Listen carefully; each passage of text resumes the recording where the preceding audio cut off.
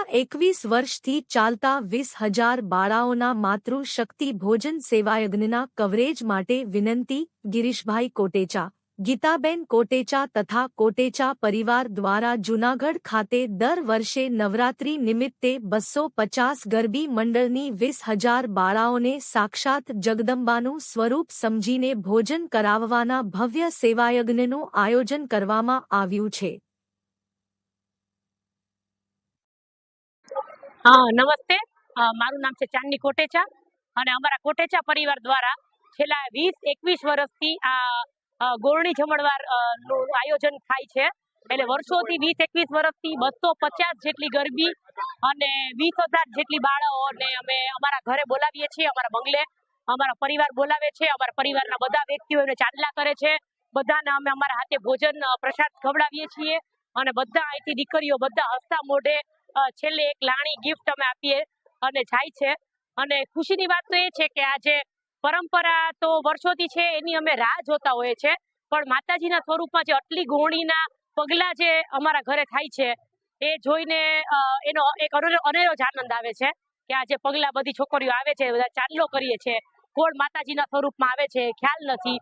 તો એ અમે ખૂબ અહોભાગ્ય માનીએ છીએ. આ અહોભાગ્ય માને છે અમારો પરિવાર કે આવો અમે કાર્ય સતત અમે કરતા રહીએ, કરીએ છીએ ને કરતા રહીએ. ભગવાન શક્તિ આપે.